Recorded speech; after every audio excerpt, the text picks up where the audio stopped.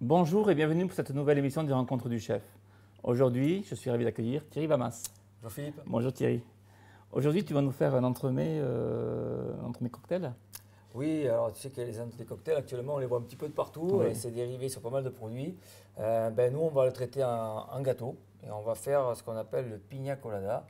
Donc, pour tous ceux qui connaissent, coco, ananas. Tu sais que c'est une de mes boissons préférées. Ah bon? Enfin, boisson. Un de mes cocktails préférés. Écoute, allez, j'espère que l'entremets sera à la hauteur de ce que tu aimes. On verra ça après. Ouais, Alors. pas de souci. Voilà, donc alors, comment il va être composé ce gâteau?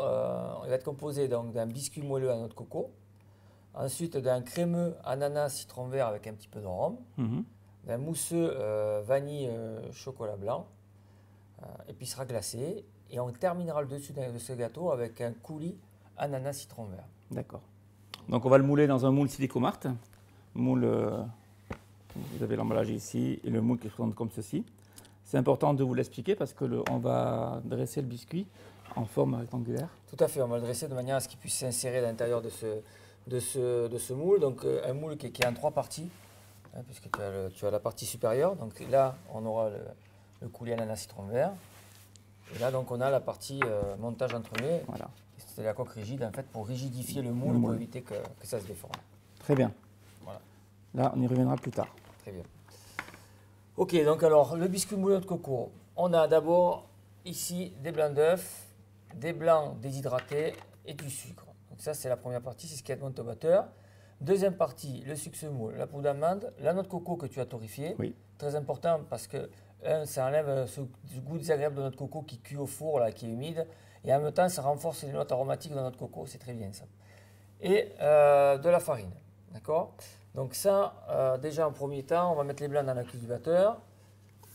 Le sucre et les blancs d'œufs, on va les mettre ici. On va bien les mélanger ensemble pour pas que l'on ait des grumeaux après à l'intérieur de nos blancs d'œufs.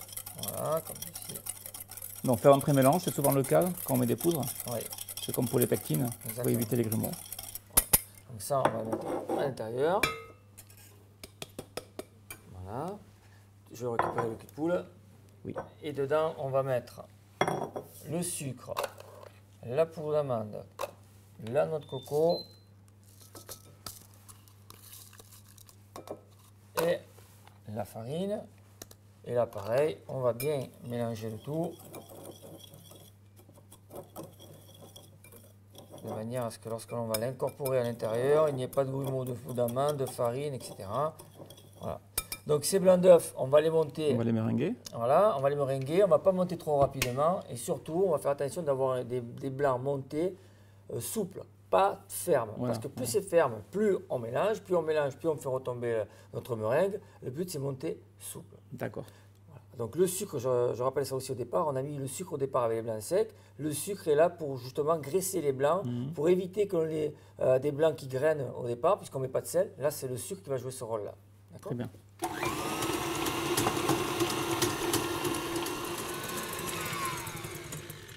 Voilà. Donc, tu vois, les blancs sont...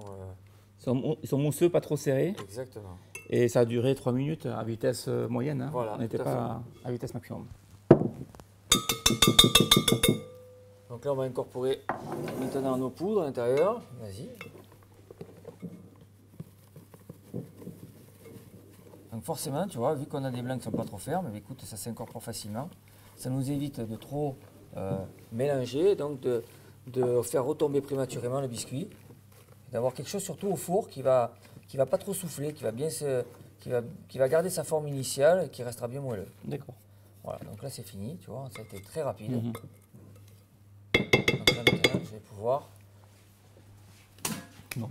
Mettre ça en poche toujours. Voilà. Donc, Alors, on a mis une douille de diamètre 10 mm environ. voilà. Douille unie.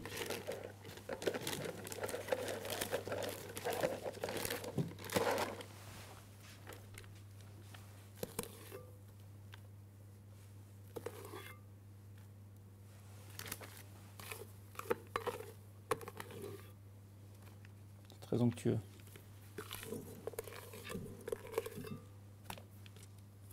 Parfait.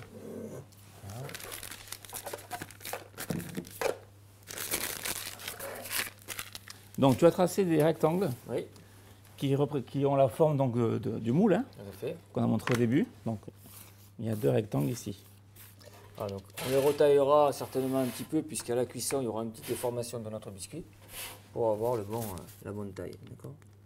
Donc ici, on va faire comme ceci des allers-retours.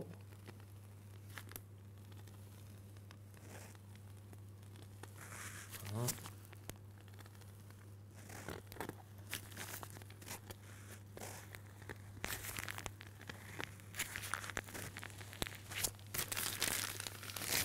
Voilà, donc là encore, une fois de plus, hein, je l'explique souvent dans mes démonstrations, des petites quantités, bien souvent, ça ne donne pas de bons résultats. Donc on ne pouvait pas faire plus petit en termes de quantité que ce que l'on a fait là. Parce qu'ensuite, bien entendu, on aurait eu des blancs peut-être qui n'auraient pas bien monté, un mélange qui retomberait plus rapidement. Donc mieux vaut en faire 2, en mettre un de côté, le garder filmé au congélateur, et lorsqu'on en a besoin, l'utiliser. On aurait très bien pu faire comme des petits macarons et les déguster au moment du thé, puisque ce sont des biscuits qui se dégustent facilement à l'heure du thé ou pour accompagner une glace, de toute façon, sans souci. D'accord. C'est jamais perdu. D'où la raison qu'il y en ait 2. Mais on ne s'en servira que d'un. Que d'un. D'accord. Voilà. Donc maintenant, on va l'enfourner dans un four préchauffé, un four ventilé à 170 degrés. Voilà, donc on va compter 12 minutes. Très bien.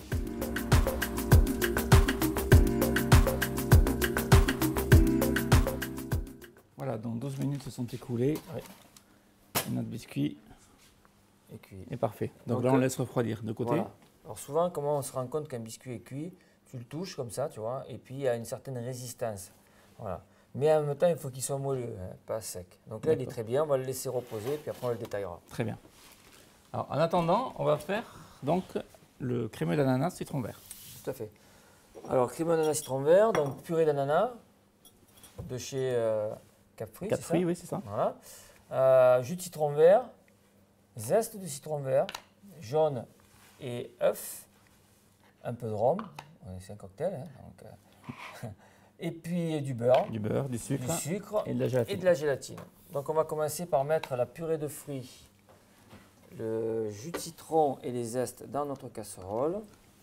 Et moi, en parallèle, je mets la gélatine à ramollir dans de l'eau froide. Voilà.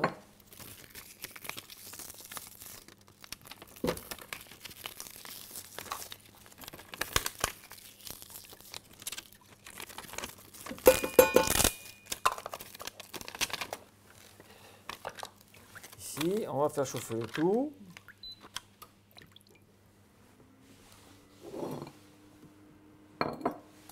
Ensuite, on va blanchir les jaunes avec les œufs et le sucre ensemble.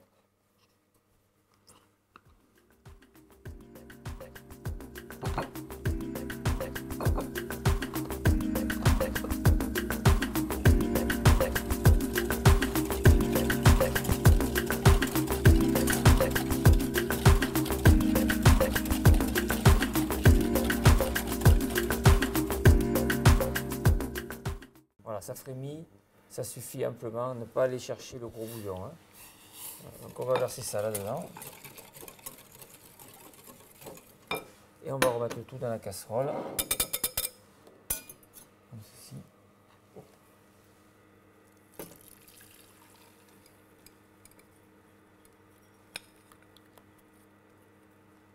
Donc je ne remettrai pas la crème cuite dans ce saladier là, puisque il y a des ingrédients qui ne sont pas cuits. On mettra dans un saladier propre. Et puis bien sûr, on va chinoiser. Face au tamis. Donc cuisson à respecter 85 degrés.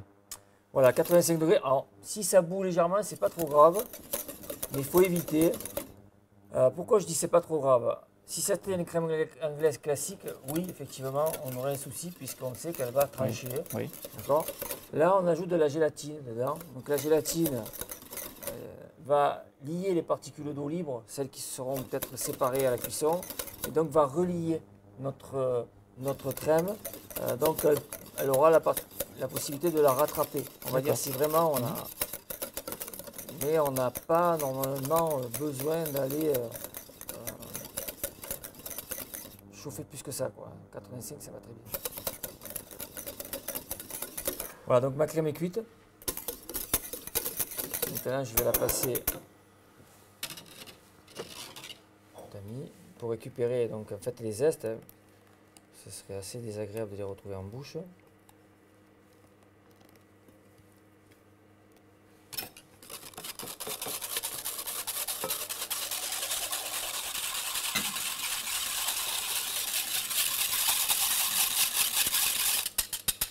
Voilà.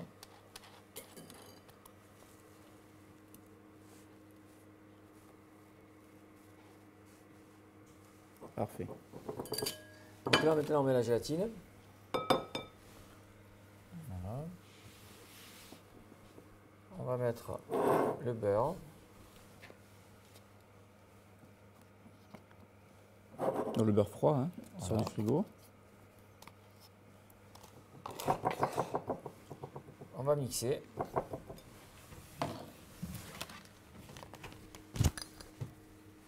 Ainsi.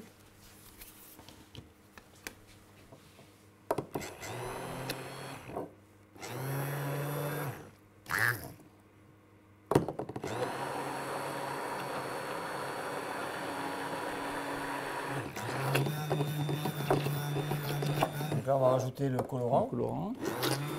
Donc on va commencer d'abord par le jaune. On va mettre un tout petit peu de vert.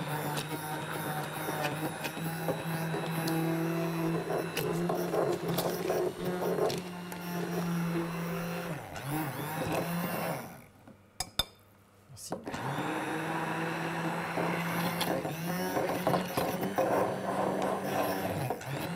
Très peu de vert. Hein.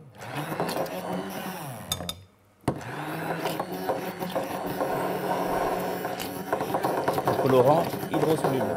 Hydrosoluble. Il se dissout dans l'eau.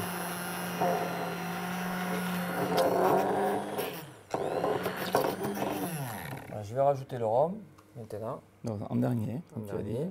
D'accord.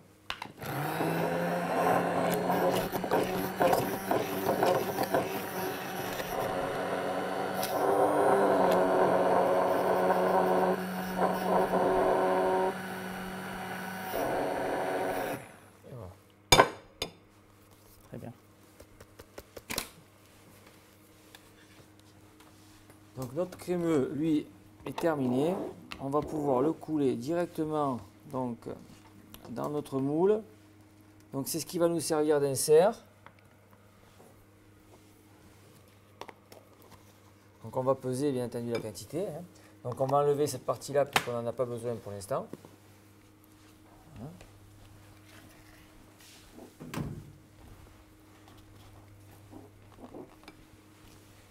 Et on va mettre donc 380 g de crémeux à l'intérieur de notre moule. Donc ce moule étant plus grand, enfin ce moule étant la dimension on va dire, de notre entremets, notre insert sera plus grand. Oui. Donc pour pouvoir l'insérer, il faudra le redécouper de manière à ce qu'il puisse rentrer. Alors s'il vous reste du crémeux, ben, vous le gardez, vous le filmez, vous le réutiliserez plus tard. Mais on n'a pas d'autre solution pour pouvoir, on va dire, obtenir la dimension désirée et surtout pouvoir l'insérer facilement dans notre gâteau.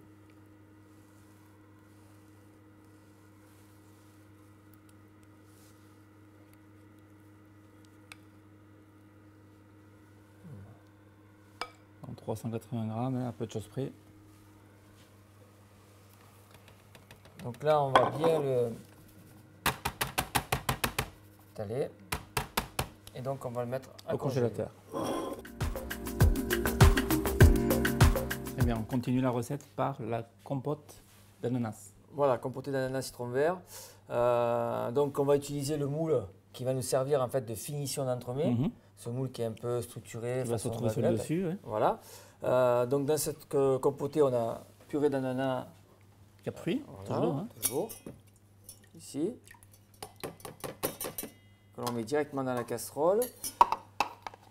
Ensuite, on va mettre le jus de citron vert. Voilà. Les zestes. Les zestes. Et on va chauffer. On va dire qu'on va aller à peu près à 50 degrés, donc on va dire tiède. Et là, on incorporera le mélange pectine-sucre. Pectine-sucre.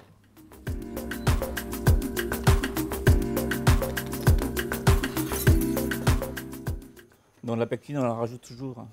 On fait un pré-mélange avec le sucre Oui, pour éviter qu'elle fasse des grains. tout à fait. C'est important. Donc la pectine NH, hein, c'est pas de la pectine à pâte de fruits. Il ne faut pas confondre la pectine NH et la pectine jaune. En fait, les pectines, tu as ce qu'on appelle des monopectines et des pectines thermoréversibles. Donc la pectine jaune à pâte de fruits, c'est une monopectine. C'est-à-dire qu'une fois qu'elle l'a prise, elle ne peut plus refondre. D'accord. Alors que la pectine Pectine NH, ici, On la réchauffe, elle refond. voilà, c'est une pectine qui, une fois réchauffée, refond. C'est encore une différence par rapport aussi aux agar-agar, qui eux, une fois pris, terminé, on refond des pectines. Voilà. Donc ça, c'est bon, on va le mettre directement dans ce verre pour bien mixer. Voilà, c'est important. Alors si on ne mixe pas la préparation ici pectinée, on va avoir lors de la prise des grumeaux. Simplement parce que la pectine n'aura pas eu, ne se sera pas bien émulsionnée avec le mélange liquide qui est à l'intérieur. Voilà.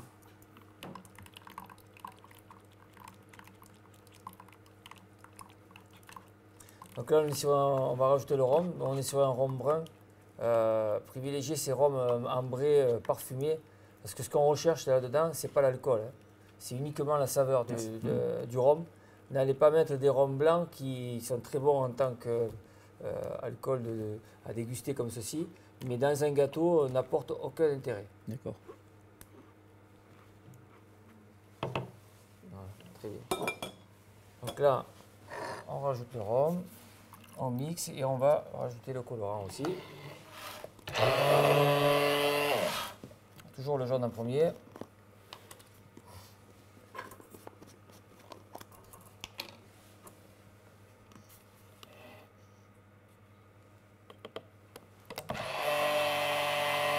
Et un petit peu de vert. Toujours doucement avec le vert. Il est costaud. Oui, il est costaud et puis surtout, c'est vrai que ça peut très vite faire chimique après. Oui. Voilà. On va rajouter juste un peu de jaune. C'est le risque, oui. Il faut rester dans des couleurs naturelles. Ouais, la couleur, quand elle est bien interprétée, elle reste appétissante. Quand on en met trop, elle joue son rôle inverse, c'est-à-dire qu'elle répulse. Voilà.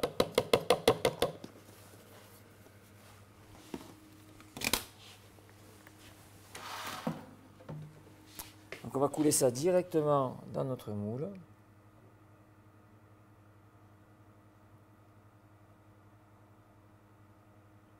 Et on va mettre ça au congélateur pour que ça prenne bien, qu'on puisse le démouler facilement. Donc c'est des préparations qu'on peut faire à l'avance. Oui. On les réserve au congélateur, c'est pratique. C'est pas la peine de mettre la pression le dernier jour, vite. Exactement. Voilà. Donc il va en rester un petit peu, mais c'est normal. Hein. Donc ça on le met au congélateur et on se retrouve pour la suite. Exactement. Bien Thierry, on continue par une mousse chocolat blanc vanillé. Tout à fait. Donc on a du lait, du chocolat blanc, crème fouettée, un peu de de la gélatine voilà. et des perles de vanille. Voilà, enfin, ou graines de vanille. C'est un nouveau produit qui est vraiment extraordinaire. J'utilise moi tous les jours dans mon entreprise. Qui est en fait, on a du concentré de vanille, c'est-à-dire de la vanille qui va être écrasée et on va récupérer tout le jus et avec les graines naturelles de vanille. Donc, ce qui fait qu'on a une pâte très aromatique, facile d'utilisation et super concentrée. Que des avantages, aucun inconvénient. Alors, avec le prix de la vanille actuellement, c'est le meilleur compromis. Ça donne un super arôme pour parfumer les crèmes. Voilà. Alors, on va commencer par chauffer le lait. Voilà. Donc, mousse chocolat blanc, comme pour toutes les mousses, hein, il y a besoin de tempérer un petit peu le mélange lait-chocolat. C'est-à-dire qu'on va faire bouillir le lait et on va le verser au chocolat, mais il faut qu'on ait des températures proches des 28-30 maximum. Après, on va avoir une mousse trop liquide, sachant que dedans, on va positionner l'insert, c'est-à-dire notre crémeux ananas. Si on a une mousse qui est beaucoup trop liquide, ça va s'enfoncer. Ça va descendre au fond. D'accord. Donc, faire très attention à ça. Donc là, on va mettre le caviar ou la perle ou les grains comme vous voulez. La gousse de vanille. va mettre un petit peu une pointe de couteau. Alors attention, c'est vraiment concentré. Donc d'où l'intérêt de ce produit. Donc n'en mettez pas énormément parce que ça ne servirait pas à grand chose et puis ça vous revenait beaucoup cher. Enfin, c'est cher. Oui. Voilà, donc là, ça suffit. On va verser notre. Pas trop chaud. Voilà.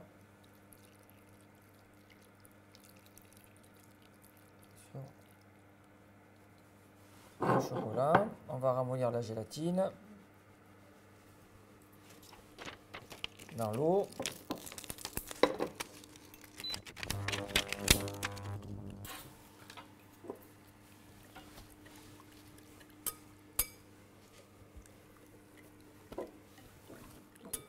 Donc attention aux feuilles de gélatine. On sait hein, que les poids sont souvent différents. On a des poids de 2 grammes, 2 grammes 5, 2 des grammes fois 5. 3 grammes des fois, selon les épaisseurs de gélatine. Donc faire bien attention à peser votre gélatine. Et tout ça, on vous l'expliquera dans la recette, puisqu'on vous donnera les poids de gélatine. Tout est indiqué. Voilà. Généralement, je parle en feuilles, mais je mets entre parenthèses le grammage précis. Donc là, on fait fondre la gélatine. Voilà, et je vais l'ajouter On l'incorpore. dans mon mélange. Pardon. Voilà, donc là, on va commencer. Alors, je vais reprendre la température. Normalement, pas être trop loin. 31. On va laisser refroidir un petit peu.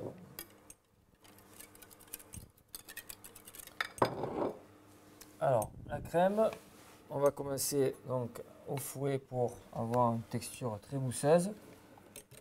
Et bien casser, on va un petit peu la crème qui elle a du mal toujours à s'incorporer dans un mélange qui est très liquide. Donc au départ, on casse un petit peu la crème avec ce mélange de lait et de chocolat blanc. Et une fois qu'on a amené la texture à une texture un peu plus, on va dire, onctueuse et ferme, on va pouvoir incorporer délicatement le reste de la crème à la marise. Donc si vous reste un peu de grain à la rigueur, vous mettez un petit coup de fouet. Mais attention à pas trop la fouetter parce que très vite, ça peut trancher. Voilà. C'est-à-dire trancher, c'est tu sais, la crème qui sépare. Ça sépare, ça fait des grains. Ça. Voilà, tout simplement parce que le beurre de cacao, lui, commence à refroidir et là, ben, on a quelque chose qui est en train de se séparer. Voilà. Donc un petit coup de fouet final, oui. Pour casser les grains de vanille, les grains de crème, on va dire. Voilà. Et là, notre mousse est prête.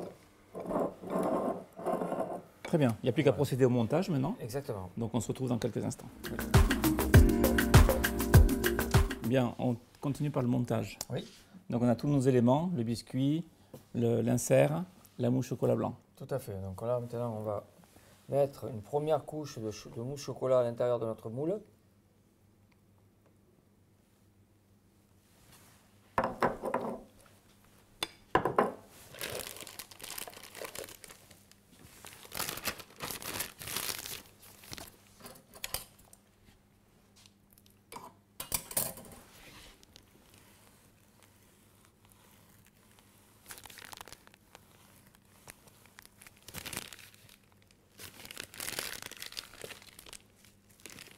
Voilà.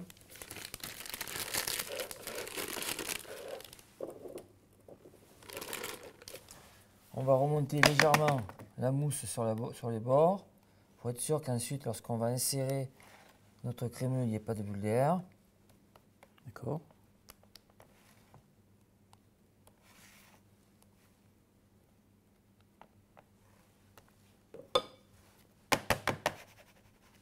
Ensuite, on va prendre notre insert. Alors, je rappelle qu'on l'a légèrement retaillé, hein, voilà, pour qu'il puisse s'insérer à l'intérieur de notre moule. Tout à l'heure, tu parlais de la température de la mousse au chocolat. Il ne faut pas qu'elle soit trop liquide. Il ne faut pas que l'insert coule. Exactement. C'est justement cette étape-là. Voilà. Donc là, maintenant, je vais remettre un peu de mousse.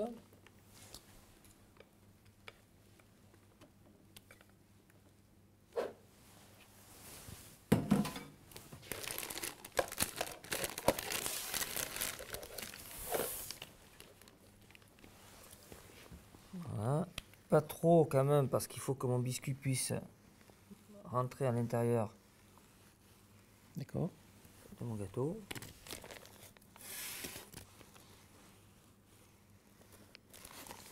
Voilà. Et là, je vais venir positionner mon biscuit. Alors vous avez vu qu'il y a un côté qui est le côté de cuisson, et le côté plus moelleux qui est contre la feuille. C'est celui-ci qui doit être sous le gâteau. Voilà. Qui doit être en surface. Et là, je vais venir appuyer légèrement pour faire remonter ma mousse sur le bord du moule. Voilà. Et si je vois que j'en ai pas assez, je peux pouvoir en rajouter un petit peu comme ceci. Voilà.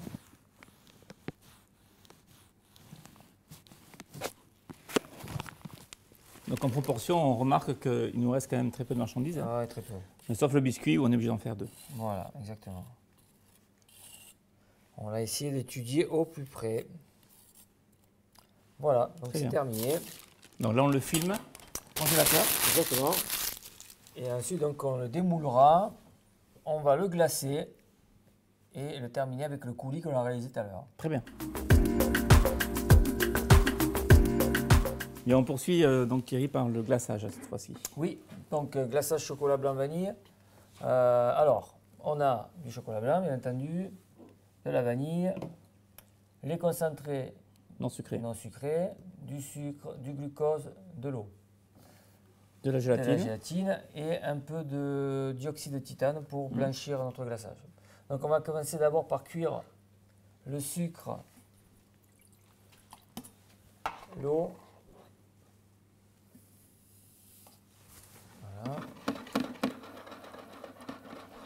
Et le glucose, qui est ici. Donc, je vais mettre à ramollir la gélatine. Et ça, on va le cuire à 103 degrés.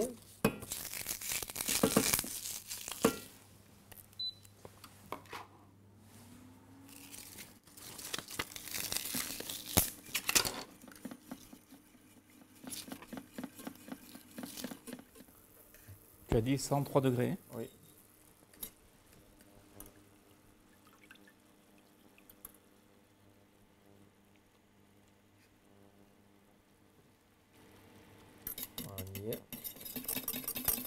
Donc c'est d'ébullition et un peu plus quoi.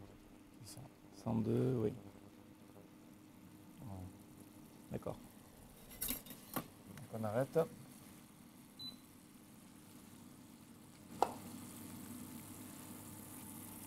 On va ajouter la gélatine.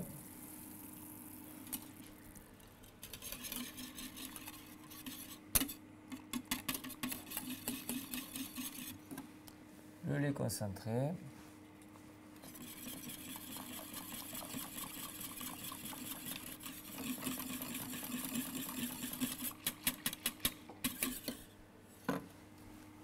Là, on va ensuite ajouter le chocolat blanc.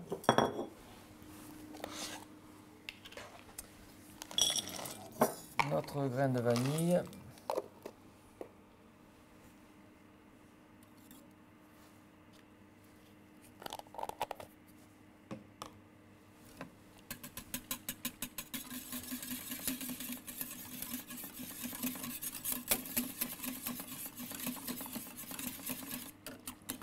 Là, on va ajouter le dioxyde de titane.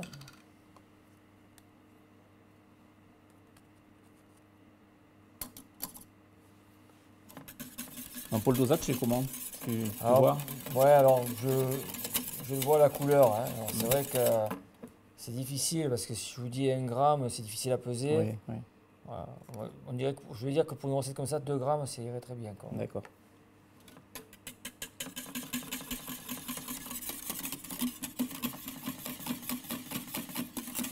Donc on va en rajouter après dans le mélange ici. Donc on va verser ça sur notre chocolat.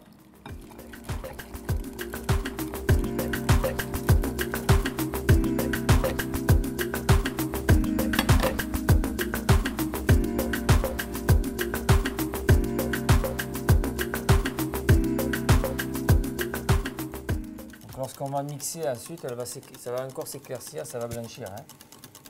Parce que là, en fait, tu vois le colorant. Le colorant, est pas totalement voilà, dissous. ouais. Voilà. Donc on va laisser reposer notre glaçage.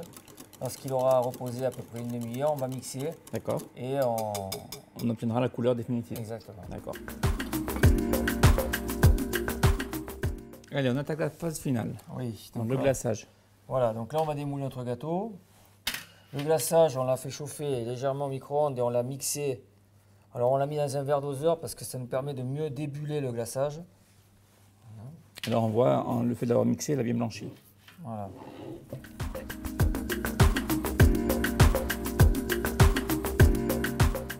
Bon, allez, on est parti, on y va.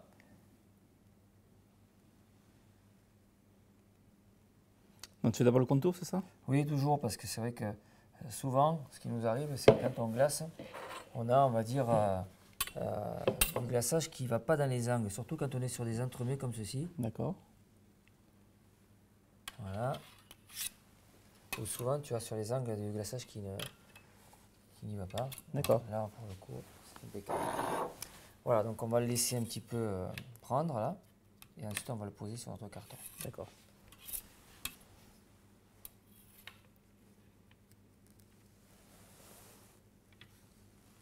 Voilà.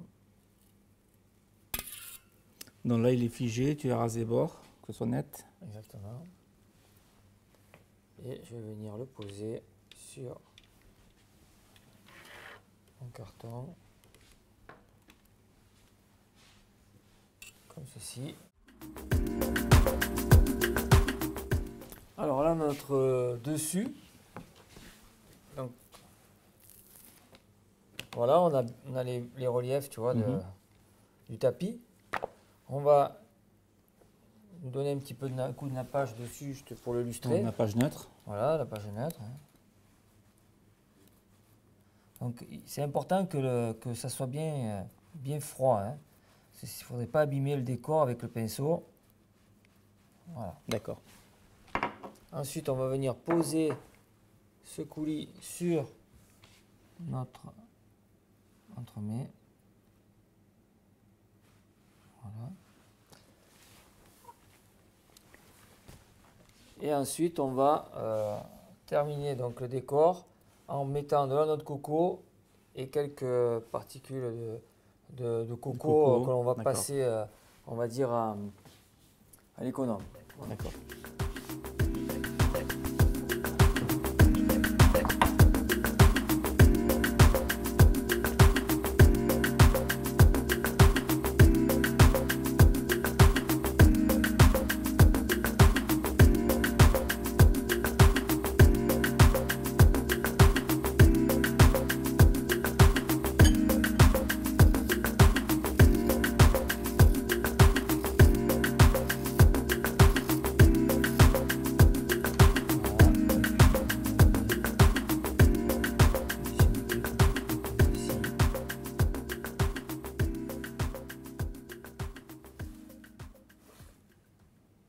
Donc l'avantage du nappage, ça fait briller, mais ça te permet de faire tenir aussi les copeaux comme tu le veux. Voilà, puis surtout, ça, tu sais, ça imperméabilise un peu aussi quand même. Parce que... Oui. Et voilà, c'est super. Notre entremet est terminé. Super joli. Le pina colada.